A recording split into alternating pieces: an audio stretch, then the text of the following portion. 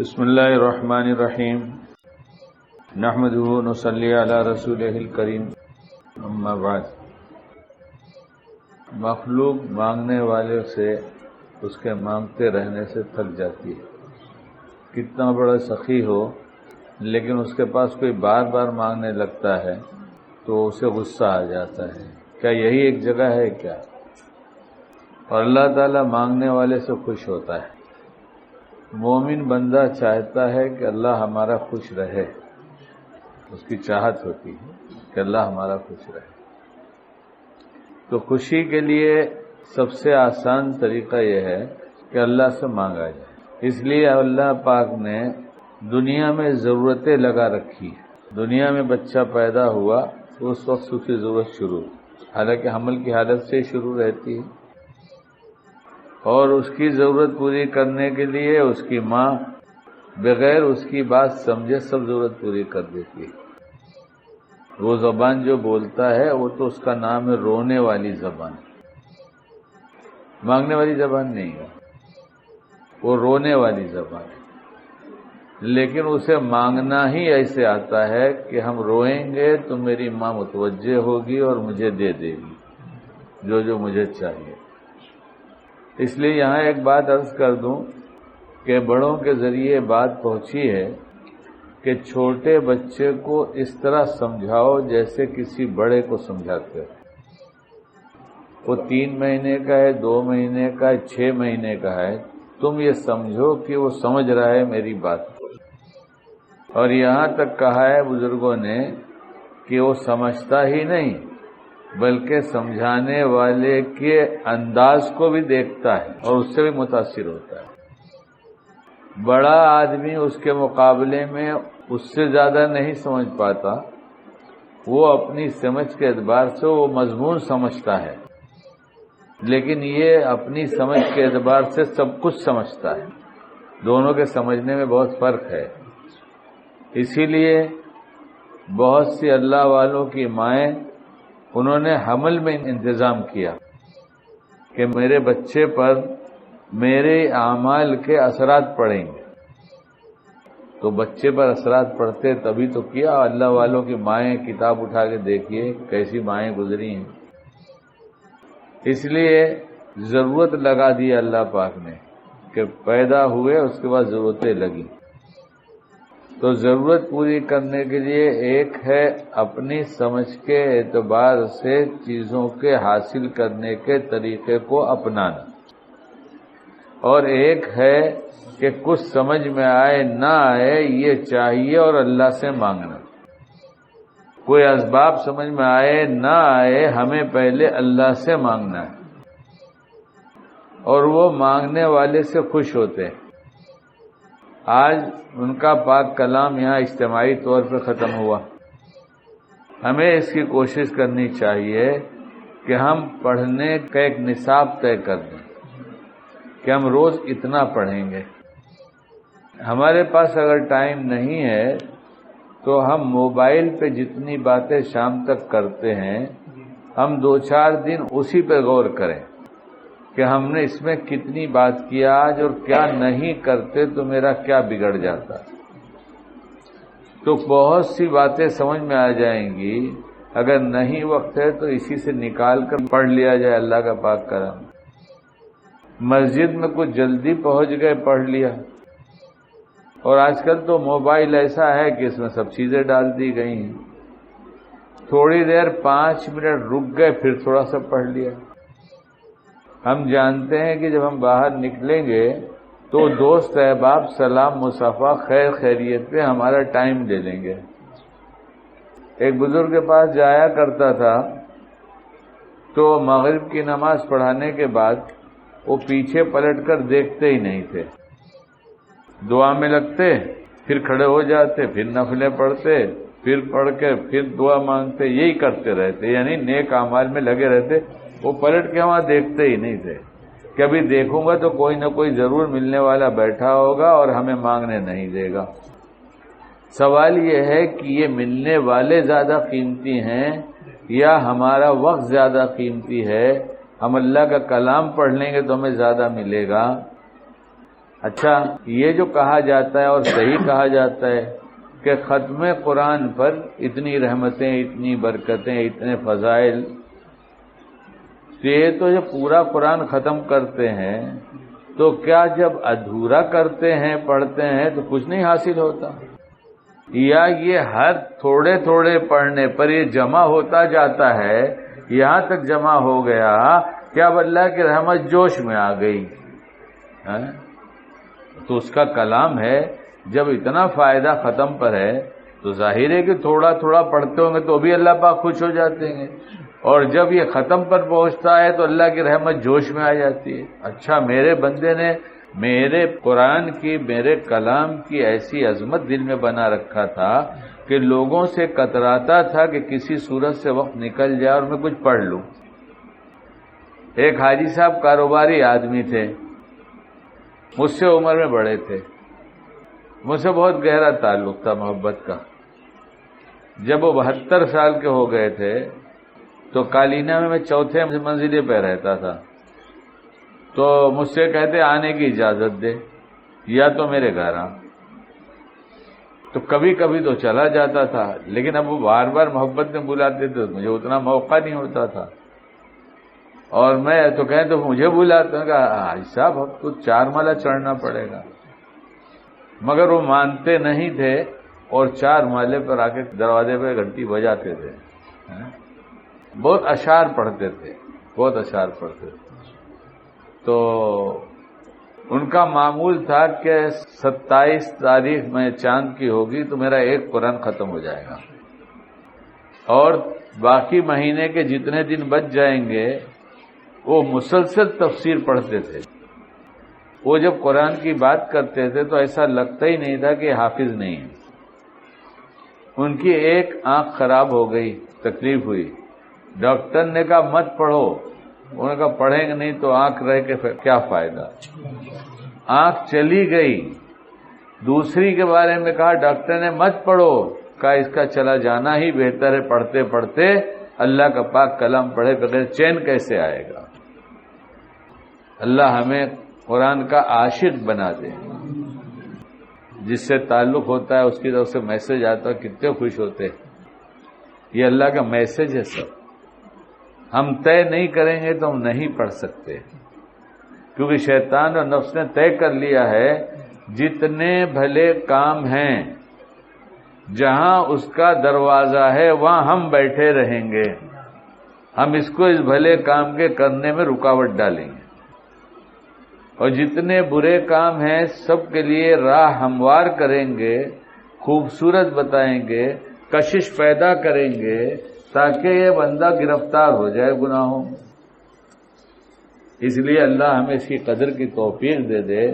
جو لوگ کہتے ہیں ہم قرآن نہیں پڑھے ہیں، یہ کہنے سے کام نہیں چلے گا، یہ کہنے سے کام نہیں چلے گا۔ تم نے دوسرا کیوں پڑھا؟ وہ بھی تم نے نہیں پڑھا تھا، تمہارے باپ نے بھی نہیں پڑھا تھا۔ تمہارا باپ ایک لفظ انگلش کے نہیں جانتا، کانوینٹ نہیں گیا ہو، تم تو انگلش میں فراٹے سے بات کرتے ہو۔ تم نے یہ نہیں کہا کہ میرے باپ نے نہیں پڑھا تھا اس لیے ہم نہیں پڑھیں گے، کہا کیا؟ یہ خالی قرآن کے بارے میں رہ گیا ہے۔ 2 چیزیں چھوڑے جاتا ہوں، کیا چھوڑ کر جاتا ہوں؟ کائے کے لیے چھوڑ کے جا رہے ہیں؟ ہماری حفاظت کے لیے، ہم ہدایت پر باقی رہیں اس کے لیے۔ کیا چھوڑا؟ قرآن چھوڑا اور سنتیں چھوڑا۔ ایک بزرگ کے پاس ملاقات کرنے جاتا تھا تو ان کو ہر دم مسجد میں ہی پاتا تھا، کہیں ڈھونڈنے کی ضرورت نہیں پڑتی تھی، امامت کرتے تھے، مکتب پڑھاتے تھے، تو ہر دم قرآن پڑھتے، ایک ہی انداز تھا ان کے بیٹھنے کو، ہر دم قرآن پڑھاتا تھا۔ میں نے کہا کتنا پڑھ لیتے ہیں؟ کہنے چھوڑو جانے دو۔ ہم نے کہا نہیں، اللہ اگر ہمیں پکڑ لیں ایسے ہی جیسے آپ نے پکڑ رکھا ہے، چھوڑیں کیوں؟ تو انہوں نے کہا روز ایک قرآن ختم کرتا ہوں۔ کتنا؟ رمضان کے مہینے میں کہتے تھے ایک پارے کو 30 دفعہ پڑھتا ہوں، ایک قرآن ختم کرنے کے لیے ایک پارے کو 30 دفعہ پڑھتا ہوں۔ حضرت عبد الغنی پھولپوری رحمۃ اللہ علیہ قرآن پڑھتے تھے تو جیسے آدمی کسی چیز کا عاشق ہو اور مل جائے تو مست ہو جائے، خوش ہو جائے، ویسے قرآن پڑھتے تھے تو خوش ہوتے تھے۔ ایک دم مستی کی کیفیت ہوتی تھی. اور کبھی کبھی ہم نے بزرگوں سے بات سنا، کبھی کبھی کہتے اللہ پاک مل جائیے نا، آ جائیے نا، سما جائیے نا، آنکھوں میں آ جائیے نا، دل میں آ جائیے نا. یعنی ایسا ان کو لگتا تھا جیسے اللہ پاک یہ ہے میرے سامنے اور ان کو جیسے بات کر کے آ جائیے، مل جائیے. ہاں. اور ان سے اچھا ہے کون؟ ہم اب ایمان والے، ان سے اچھا کون ہے؟ اور وہ اچھے کب لگیں گے؟ دو چیزیں چھوڑ کے جا رہے ہیں تو ہم تم کو پسند کر لیں گے، تب تم ہم کو اچھے لگو گے. دو چیزیں کیا ہے؟ قرآن اور ایک سنت ہے. تم قرآن نہیں چھوڑو گے، ہم تمہیں نہیں چھوڑیں گے. اور تم نے قرآن چھوڑ دیا تو ہم نے تم کو چھوڑ دیا. پھر بھی وہ رب ہے، اس لیے ایسا نہیں چھوڑتا جسے ہم چھوڑ دیتے ہیں کہ جاؤ نا ابھی چھوڑ دیا، قدر تعلق ایسا نہیں. وہ پھر بھی خیال رکھتا ہے. دھوپ کون دکھاتا ہے؟ ہوا کس کی طرف سے ملتی ہے؟ پانی کس کی طرف سے آتا ہے؟ سانس کس کی طرف سے آتی جاتی ہے؟ ہمارے بڑوں نے سنا ہے کہ شیخ سعدی علیہ الرحمہ نے فرمایا ایک سانس پہ 2 شکر واجب ہے. ایک دفعہ اندر جاتی اس پر شکر کرو، باہر آتی اس پر شکر ادا کرو. تو یہ ہمارے بس کی چیز ہے کیا؟ وینٹیلیٹر پہ لگا دیتے ہیں اور اللہ مفت میں دے رہا ہے تو نہیں لیتے. ہمارے پاس مال آتا ہے تو ہمارا گھر فرنیچر سے بھر جاتا ہے. اور آج کل کی یہ انفارمیشن کی دنیا جو ہے، اس سے دنیا کی خبر لگتی رہتی ہے. تو کسی جاپان والوں سے کسی نے پوچھا تھا کہ بھئی تمہارے گھر میں فرنیچر نہیں ہے، وہاں گئے تھے پوچھا کہا فرنیچر کیوں رکھیں گے زیادہ؟ کیوں نہیں رکھتے زیادہ؟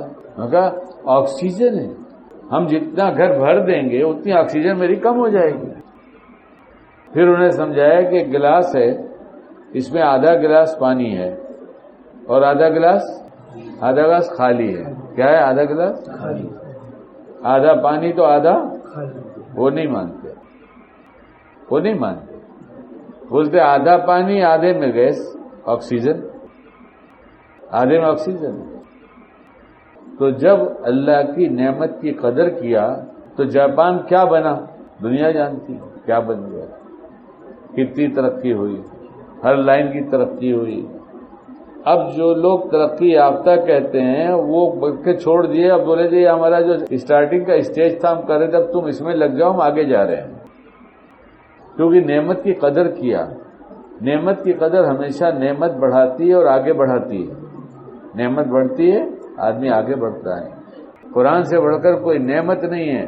آج ہم طے کر لیں ہم روز قرآن پڑھیں گے، روز قرآن پڑھیں گے.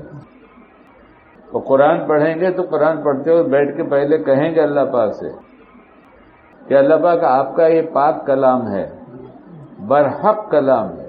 یعنی ہم اس پہ ایمان لاتے ہیں کہ آپ کا کلام، اس کو ہمارے دل کی بہار اور مونس اور غم گسار بنا دیجئے. نہیں معلوم تو بہت سے انگریزی کے ٹیڑھے لفظ بول لیتے ہو. ارے بمبئی کا فقیر تو عربی بھی بولتا ہے کہ عرب کی جب سے پیسے نکالنے ہیں تو اتنا نہیں سیکھ سکتے کیا؟ نہیں ہمیں اردو نہیں آتی، بس کام ختم ہو گیا، اردو نہیں آتی، ہمیں قرآن پڑھنا نہیں آتا. یہ زندگی ایک ایک دن گزر رہی ہے، کل قیامت میں پوچھا جائے گا. اور نہیں پڑھتے تھے، اردو میں خط آتا تھا تو جا کے کسی سے پڑھوا کے سنتے تھے؟ نہیں سنتے تھے، نہیں سنتے تھے، سنا کرتے تھے. اور اگر گھر میں اردو پڑھنے والے لوگ ہیں تو اردو میں خط لکھواتے تھے. ڈونگری پہ تھے حاجی رضوان صاحب رحمت اللہ علیہ، ہو گئے اتر والے، اللہ مغفرت فرمائے. ایک زمانے میں وہاں پٹھان لوگ بہت تھے، بہت پٹھان تھے. اور وہ آتے حاجی صاحب سے کہتے خط لکھ دو گھر پہ، ہمارے گھر کے لوگ اردو جانتا ہے، تم اردو میں لکھو. السلام علیکم، وعلیکم السلام، فکر نہیں کرنا، لکھو. ہم لوگ سب خیریت سے، فکر نہیں کرنا. کاروبار دھندا سب ٹھیک چل رہا ہے، فکر نہیں کرنا. تو حاجی صاحب نے کہا کہ ہاں صاحب ہم نے 3 دفعہ لکھا فکر نہیں کرنا. تم لکھو خوچا، تم سمجھتا نہیں ہے، گھر والے لوگ بہت فکر کرتا ہے. تو پڑھنا نہیں جانتے تو پڑھنے والوں سے کہتے سناؤ، لکھنا نہیں جانتے تو لکھنے والے سے کہتے لکھو.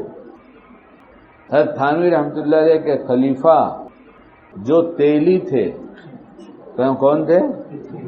تیلی. اور پہلے ایسا تیل تو نہیں کرتا تھا مشین سے، کولو کے بیل چلا کرتے تھے اس کو، گھانی.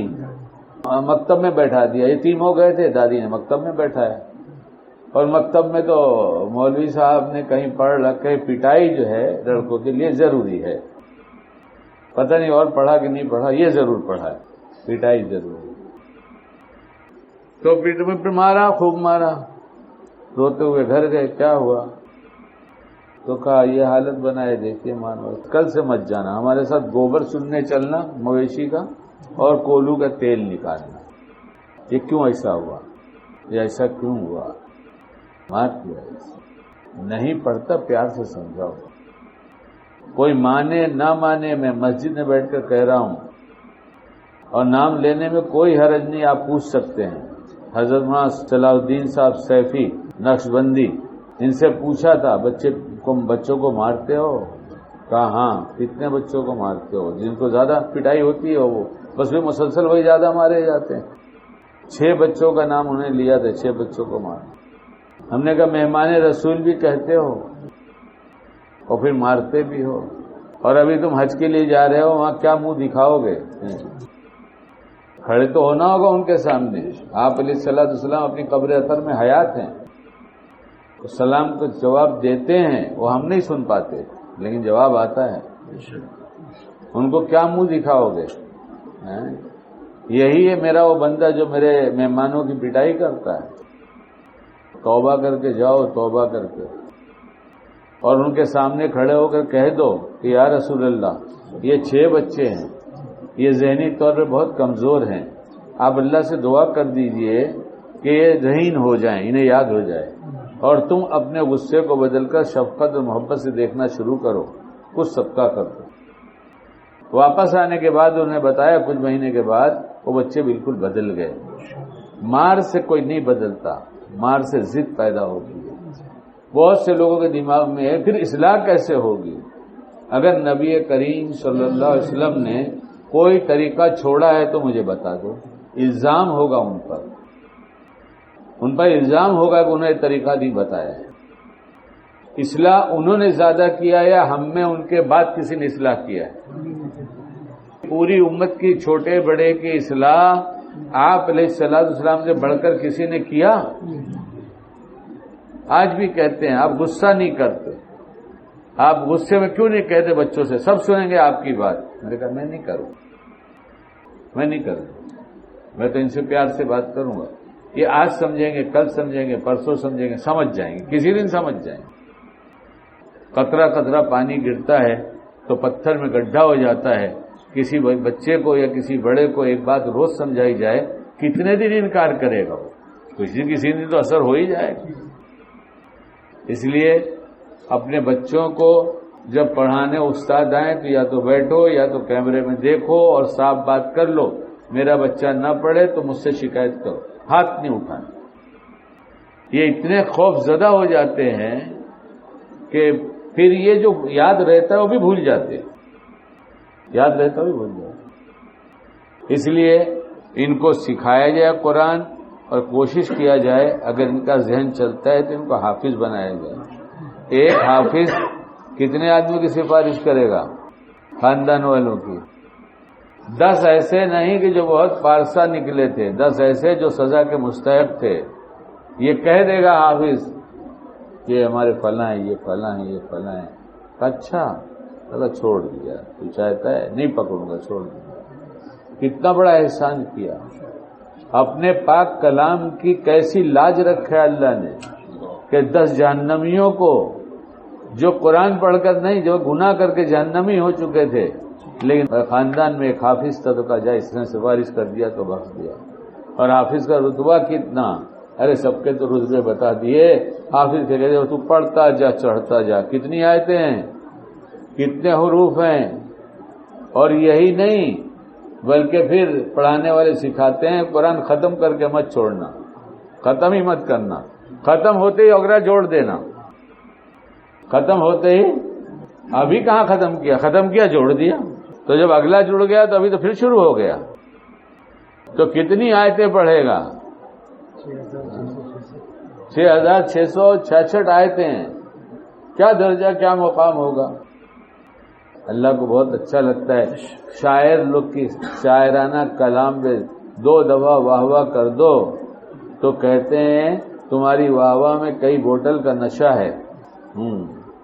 اور اللہ کو سناؤ اگر تو اللہ ہی ہے، وہ ہر بندے کی سنتا ہے۔ جو صرف کہتے اللہ اس کو کام نہیں ہے کچھ، اس کا کام یہ سننا اور مانگنے والے کو دینا۔ اور دنیا اپنی قدرت سے ایسی چلا رہا ہے کہ وہ نہیں کہ یہاں بزی چلانے میں ہے، وہاں بزی ہو گیا اس لیے ذرا ابھی تمہاری طرف توجہ کم ہو گیا، ایسا کچھ نہیں۔ سارے ایک ساتھ مانگے تو ساروں پر ایک ساتھ توجہ ڈالتا ہے، سب کی ایک ساتھ سنتا ہے، سب کی سب سنتا ہے، اور جائز سب دیتا ہے، جائز سب دے دیتا ہے، کچھ باقی نہیں رکھتا کہ نہیں دے گی۔ ہاں جیسے حج کمیٹی میں فارم بھر دیا تو آ گیا کہ بھئی تم تو سلیکٹ ہو گئے، تمہارا نمبر لگ گیا، تو اسی ٹائم کے چلا جاتا ہے کیا؟ ایسے اللہ تعالیٰ کا نمبر لگ گیا، دعا قبول ہو گئی، اور کبھی فوراً ظاہر ہو جائے گی، کبھی 1 مہینے کے بعد، کبھی 2 مہینے کے بعد، کبھی 6 مہینے کے بعد، کبھی مرنے کے بعد۔ اور مرنے کے بعد جو ملے گا تو اسے چھوڑنا نہیں ہے، واپس نہیں آنا ہے۔ تو پھر کیا ہے؟ پھر بندہ کہ کاش اللہ پاک دنیا میں کچھ قبول نہ کرتے تو اچھا تھا۔ اس لیے وہ قبول تو دنیا میں بھی کرتا ہے، اس لیے وہ جانتا ہے اتنی دنیا میں قبول کر لیں گے تو اس کے نفع میں رہے گا، اس سے آگے اس کو ٹال کر اتنے دن کے بعد دیں گے تو نفع میں رہے گا، اور اس کے بعد مرنے کے بعد دیکھیں گے سب سے زیادہ نفع میں رہے گا۔ اس لیے آج قرآن ختم ہوا ہے، کچھ باتیں ہم نے کیا، اور سوچ بھی رہا تھا کہ آج رات کے لوگ دعا کا اصرار نہ کریں، سبھی مانگ لیتے ہیں، اس کو سب کی زبان سمجھ میں آتی ہے، کوئی کسی زبان میں مانگے اچھا لگتا ہے اس کو۔ اس لیے اب تو تھوڑا مانگنا چاہیے، اور اللہ تھوڑے پہ زیادہ دے دے اور بہت زیادہ دے دے۔ ہماری دعاؤں پر آمین کہنے کے ساتھ ساتھ اپنی دعائیں بھی مانگتے رہنا۔ جب دعا پوری ہو جائے گی تو بعد میں خیال ہوگا کہ یہ بھی مانگا ہوتا تو اچھا تھا، اور یہ بھی مانگا ہوتا تو اچھا تھا۔ تو اللہ نے سننے کا دروازہ بند نہیں کیا ہے، اللہ نے سننے کا دروازہ اسی وقت مانگ لو۔ یہ شیطان کے نورانی دھوکے میں ایک دھوکہ ہے کہ اس کو یاد آ گیا، ایسا نہ ہو کہ مانگ لے تو خالق پچھتاتا ہے، یار یہ مانگا ہوتا تو اچھا تھا، مانگا ہوتا تو اچھا تھا کہ ابھی مانگو۔ اس لیے چلتے پھرتے دعا مانگو، ہر وقت دعا مانگو۔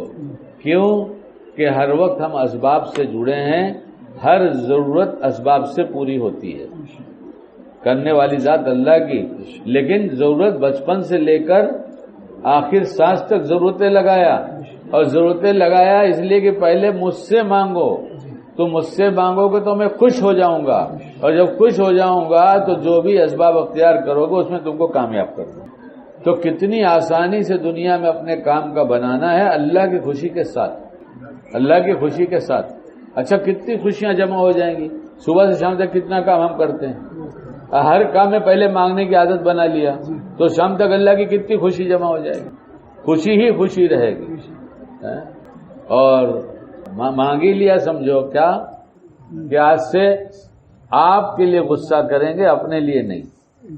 کس کے لیے؟ آپ کے لیے، آپ کے لیے غصہ کریں گے، اور آپ کے لیے پیار کریں گے، اپنے لیے نہیں۔ یہ بھی مانگنے کی چیز ہے۔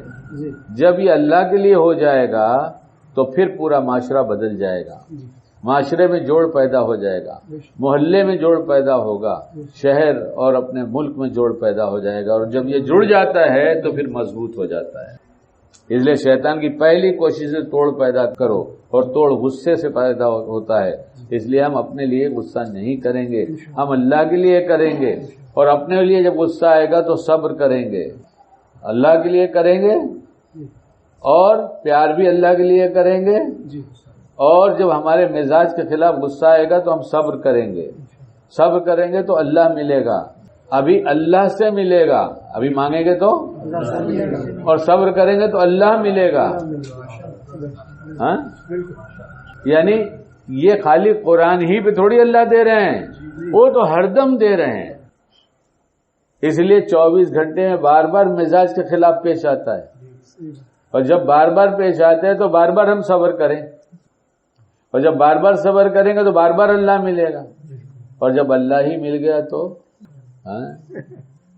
آپ کو ایک بات اور سنا دوں گرمی بھی اچھی لگتی ہے ان کی طرف سے ہے. وہ چاہے تو ابھی ایئر کنڈیشن بنا دیں. جو ان کی طرف سے سب اچھا ہے. جو ان کی طرف سے سب اچھا ہے. وہ غالباً ہارون رشید کی باندھی تھی، کچھ باولی سی سمجھی جاتی تھی. باولی سمجھ، کچھ پگلی سی سمجھی جاتی تھی اور بہت بیوقوف سمجھی جاتی تھی. ایک دفعہ ہارون رشید نے اپنے دربار میں بہت سارے سامان بکھیر دیے، قیمتی قیمتی اشیاء، اور کہا آج جو جس پر ہاتھ رکھ دے گا وہ اس کا ہوگا. آج جو جس پر ہاتھ رکھے گا. تو لوگ بڑے سمجھدار لوگ تھے، تو بادشاہ کے وزراء اور وہاں کے کارندے، اور دوڑ دوڑ کر انہیں چیزوں پہ ہاتھ رکھا. باولی وہیں کھڑی تھی. لوگ ہنس رہے تھے کتنی بیوقوف ہے، دیکھو آج اعلان ہو رہا ہے. تو بادشاہ نے پوچھا تم نے سنا، اعلان سنا؟ اس نے کہا ہاں. کیا اعلان ہوا؟ آج جس چیز پر ہاتھ رکھ دے گی وہ تیری ہو جائے گی. تو اس نے بادشاہ سلامت کی پیٹھ پر ہاتھ رکھ دیا. کہا تم چیز لے لو، میں بادشاہ کو لے لیتا ہوں. تو اس لیے اللہ سے اللہ کو مانگا جائے. کس سے؟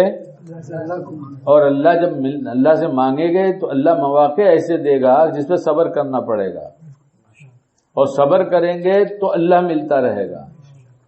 یعنی ہمارا تو ایسا ہر وقت سیزن ہے. کیوں سیزن ہے ہر وقت؟ کیوں سیزن کیوں ہے؟ شادی شدہ لوگوں کی بیویاں، کچھ بیان کرنے کی ضرورت نہیں ہے، کچھ بیان کرنے کی ضرورت نہیں ہے، تو بیویاں بھی سنیں گی. ایسا مسئلہ نہیں ہے کہ ہم صبر کرتے ہیں، نہ ہماری ڈانٹ پر جھڑکیوں پر نہ جانے کتنا صبر وہ کرتی ہیں. ہمیں کم اللہ ملتا ہے، انہیں زیادہ اللہ ملتا ہے. ہم کیا سمجھتے ہیں؟ باہر تقریر سب اللہ والے ہو گئے. ارے ہماری ڈانٹ پر، ہماری تیز باتوں پر صبر کر کے بیوی تو بہت بڑی اللہ والی بن چکی ہے، اس کو اللہ مل گیا ہے، اور ہم نے غصہ کر کے اللہ کو کھو دیا ہے. رمضان کے مہینے میں جہاں باتیں لکھی گئی وہاں اس سب کتاب میں لکھی بات ہے کہ ملازمین پر سے کام کا بوجھ ہلکا کر دو. میں نے اہلیہ سے کہا کہ تمہارے پاس جو کام والیاں آتی ہیں، بچیاں دو، ان پر بوجھ کیا ہلکا کرو گی؟ تو یہ ہوا کہ کھانا میں تو کچھ پکانے کا نہیں. ہم نے کہا اور کیا کر سکتے؟ تو یہ طے ہوا مشورے میں کہ جہاں روز جھاڑو پوچھا ہوتا تھا وہاں جو کمرہ روز استعمال زیادہ ہوتا اس پہ کرا لو، باقی کو 1-2 دن کے بعد کرا لینا، کیونکہ حکم ہے کہ بوجھ ہلکا کر دو. پڑھنے کے لیے ہے، بولنے کے لیے ہے. اور اگر ملازم تھک جائے تو مجبور ہیں کہ اتنا اچھا ملازم ملے گا نہیں، اس لیے کر لینے دو، آدھا گھنٹے کا کر لو، وہ مجبوری میں. تو بیوی پر کام کا بوجھ بڑھانا یہ دین ہے یا بے دینی ہے؟ کھانے کی چیزوں میں غم کھانا ہے، غم کھانا ہے. یہ مہینہ غم خاری کا ہے، یہ مہینہ صبر کا ہے، یہ مہینہ اللہ کی خوشی مانگ کر دعائیں مانگ کر، اپنی ضرورتیں مانگ کر اللہ کو خوش کرنا ہے. اس لیے اس کی خوشی کا سامان ہے قرآن کا ختم ہونا کہ مانگو، جی لگا کے مانگو، میری رحمت متوجہ ہو رہی ہے. کتنے فرشتے آمین کہہ رہے ہیں؟ 4000 فرشتے آمین کہہ رہے ہیں. آج ہم جو بھی دعا مانگیں گے اس وقت ہماری ہر دعا پر 4000 فرشتے آمین کہیں گے. اس لیے مانگو اللہ سے، مگر مانگنے سے پہلے توبہ کر لیا جائے.